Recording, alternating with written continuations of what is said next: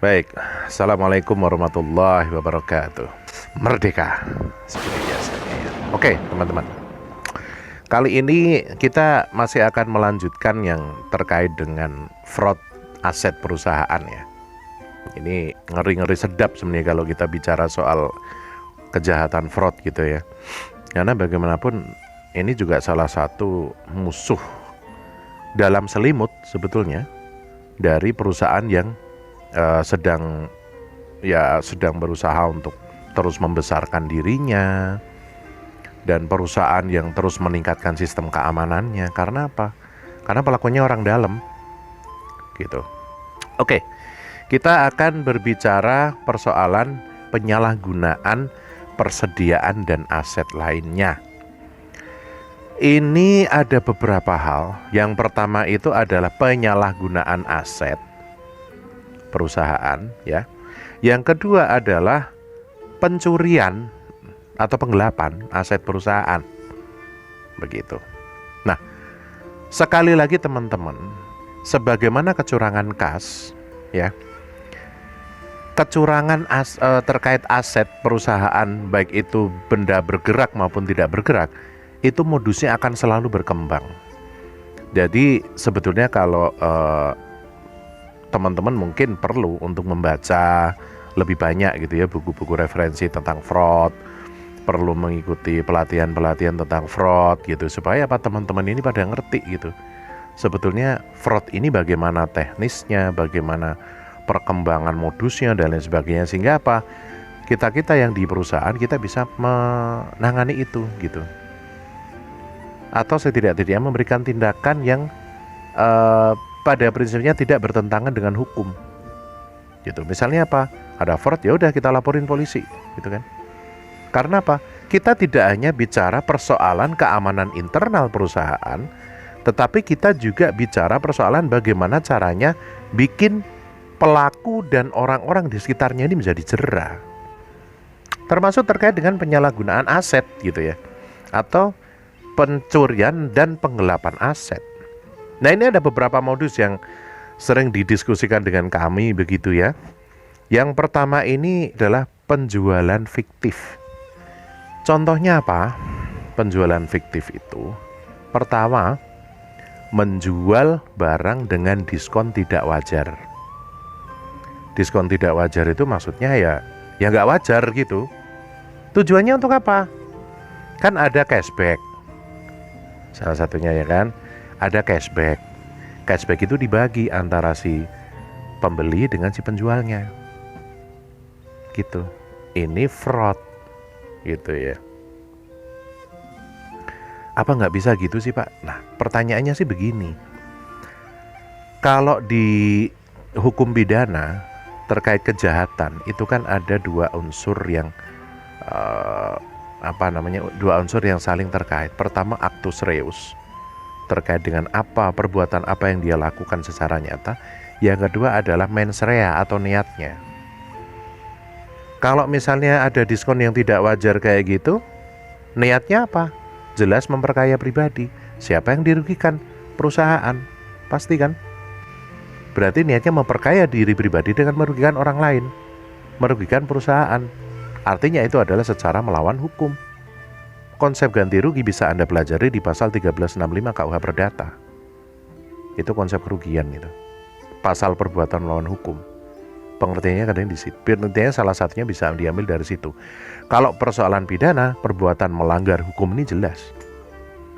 Coba di penggelapan dalam jabatan, pencurian, pemalsuan dokumen, apalagi kalau disertain hal itu. Waduh, sudah bisa dibuktikan, bisa kita laporin ke polisi, kan gitu. Berikutnya, misalnya penjualan fiktif itu adalah berkomplot dengan pihak lain untuk kemudian melakukan pengambilan barang tanpa dibayar. Pengambilan barang tanpa dibayar. Gitu. Tujuannya untuk apa? Dinikmati bersama-sama, barang itu dijual, hasilnya bagi dua. Alias pencurian dengan orang dalam, kan begitu.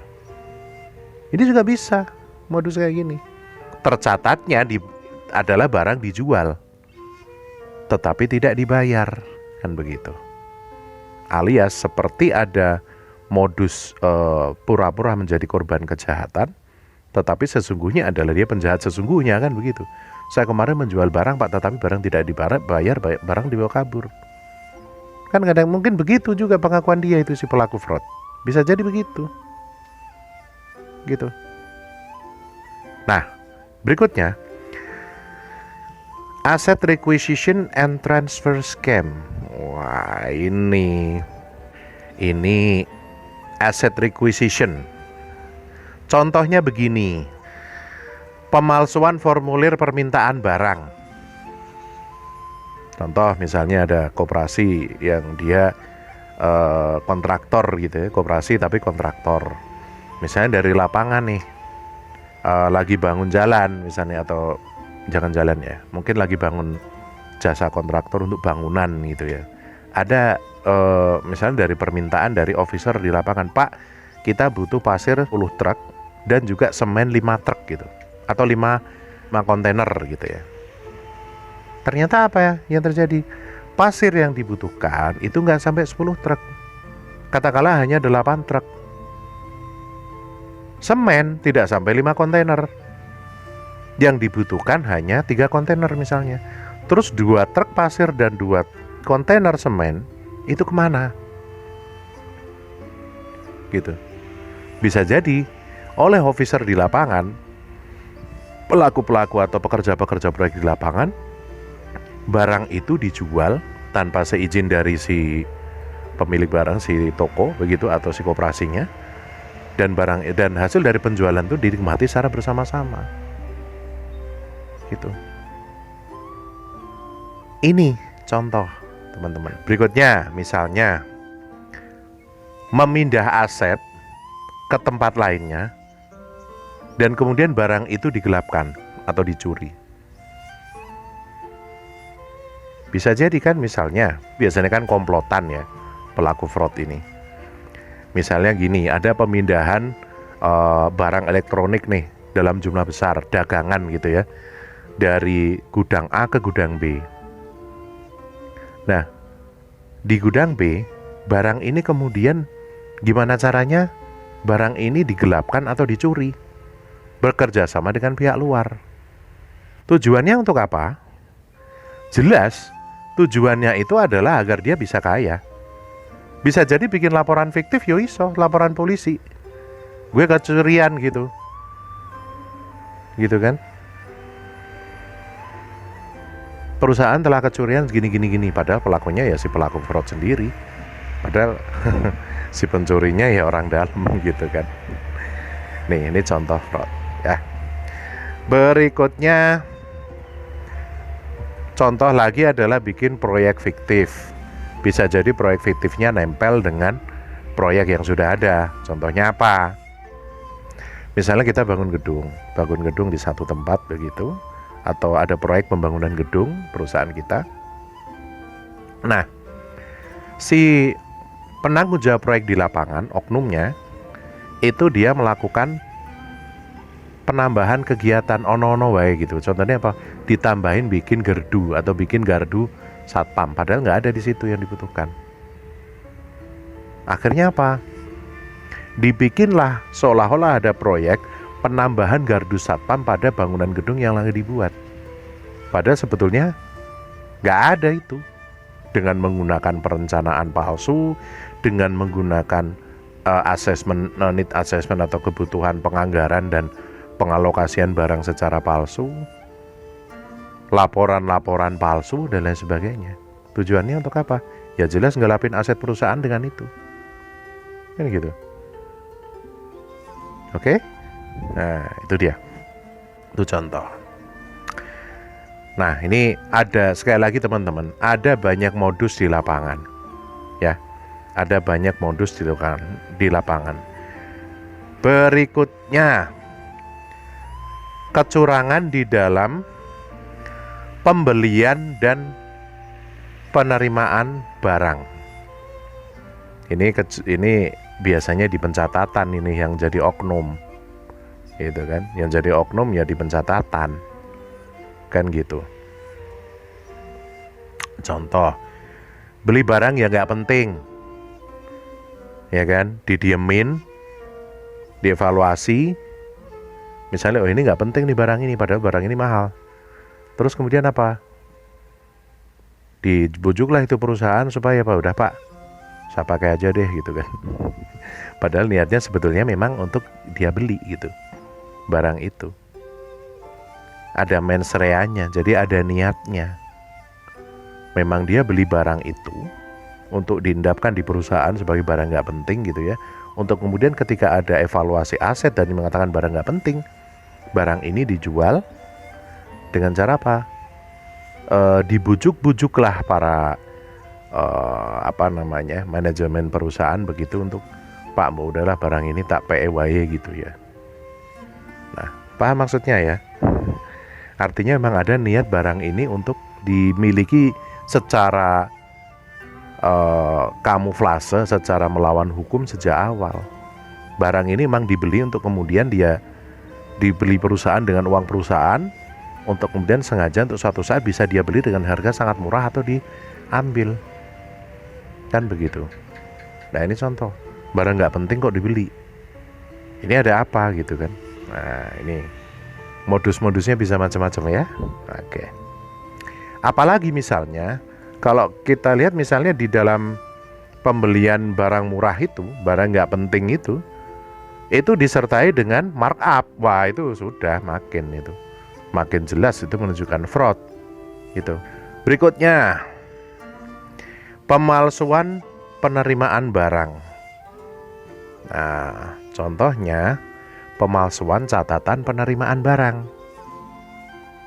Barang diterima 20 unit, misalnya elektronik, dilaporkan diterimanya 15. Yang 5 apa? Diambil, dijual untuk keperluan pribadi dia. Secara melawan hukum, memperkaya diri secara melawan hukum. Gitu. Contoh, kemudian ada pemalsuan catatan fisik atau spesifikasi barang. Ini juga ngeri nih, gitu. Ini juga ngeri, teman-teman. Pemalsuan pencatatan persediaan ini kadang-kadang juga mengandung niat untuk melakukan fraud. Kan begitu. Mens rea, ingat itu, mens rea actus reus. Tuh. Berikutnya, menghapus persediaan barang. Padahal sebetulnya persediaan barang itu atau di write off itu tujuannya memang untuk dimiliki. Gitu ya. Barang itu wes lah, saya write off aja dari perusahaan supaya barang ini jadi milik saya. Dilapor ke rusak gitu ya. Padahal sebenarnya barang ini masih bagus. Banyak modus ya. Ya. Jadi memang teman-teman yang namanya aset perusahaan itu memang harus benar-benar dijaga keamanannya. Ini saya hanya bicara mungkin sepersekian dari modus-modus yang selalu muncul setiap saat gitu ya. Bisa jadi juga macam-macam, misalnya contohnya kalau misalnya ada pembelian kendaraan gitu ya. Pembelian kendaraan, ternyata kendaraan ini memang kondisinya sebetulnya sudah tidak bagus atau sudah rusak berat begitu. Tetapi bodi kendaraannya, katakanlah mobil, bodi mobilnya ini kelihatan bagus karena dicat misalnya. Kayak gitu. Supaya apa? Dan ini pelakunya bisa jadi orang dalam. Nah ini misalnya contoh macam-macam. Lebih canggih lagi adalah ketika kecurangan atau fraud ini melibatkan IT, menggunakan IT. Itu bisa lebih canggih lagi dan pembuktiannya mungkin bisa rumit. Karena yang sering terjadi, yang sering didiskusikan dengan saya oleh teman-teman koperasi, kecurangan terkait dengan data-data IT pasti disertai dengan pengrusakan data-data itu atau penghilangan data-data yang ada di sistem komputer. Itu masalah gitu. Segitu tadi pengantar kami terkait dengan kasus fraud. Ya, ini bentuk-bentuk fraud yang ada di lapangan terkait dengan aset dan